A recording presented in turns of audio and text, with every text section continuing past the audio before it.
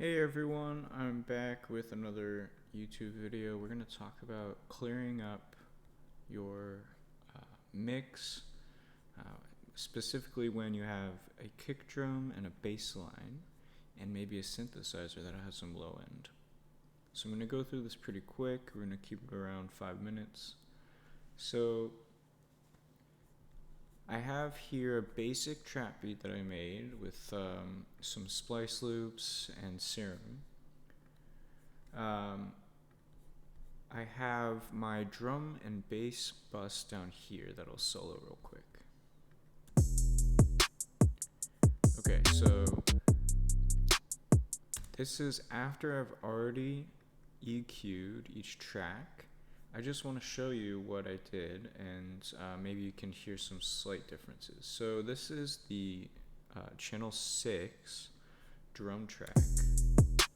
Down here you can see the kick drum hitting. And so I basically zeroed in on it, and I've set a low cut to free up this space that the bass was occupying. So over here I have my bass, and my kick is right here, and all this down here is getting cleared up from that other filter. So another thing I did was I went in on the bass track and added a low cut around 24 Hertz. You can even move it down slightly more. The idea here is to clear up your headroom.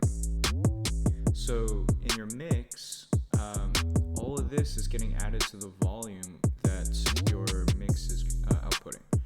And we want to cut this out because the human ear can't hear below 20 Hertz. So this is basically kind of just getting in the way of what you want your audience to hear.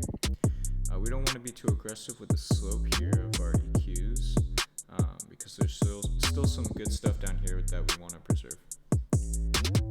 So the last thing I did for the drum track and the bass track together is I added this thing called Fuser. So Fuser is a dynamic compressor that has some really cool controls, and what I basically did was I came down here and chose my sidechain channel as channel 6, which is my drum track, and I set the processing to only pay attention to where the kick was occurring.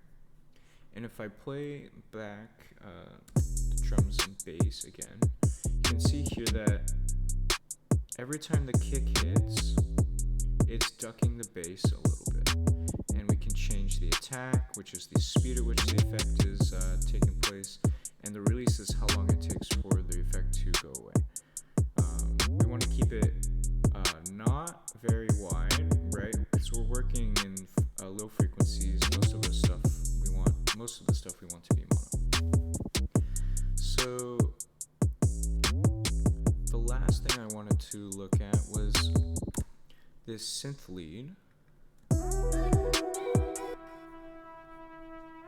These two synth leads. So why do we not really care about EQing these two together or ducking one over the other that much?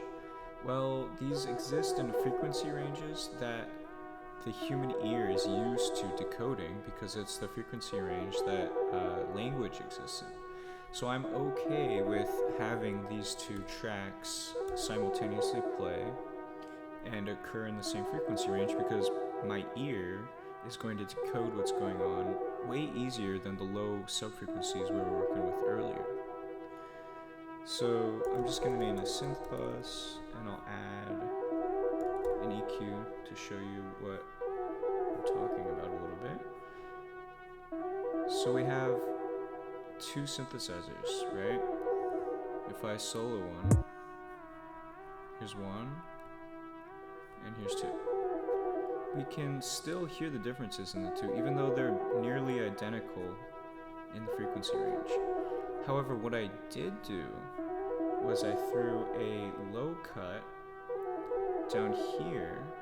If we disengage this, we're getting all these frequencies over here that you can't really hear or notice, but just minusculely adding to what I was talking about earlier with we want to clear up this space for those sub-frequencies to operate in. And so I found the lowest frequency that you can hear or see the spectrometer showing here, and I just threw a cut right here. It doesn't affect the sound very much, right?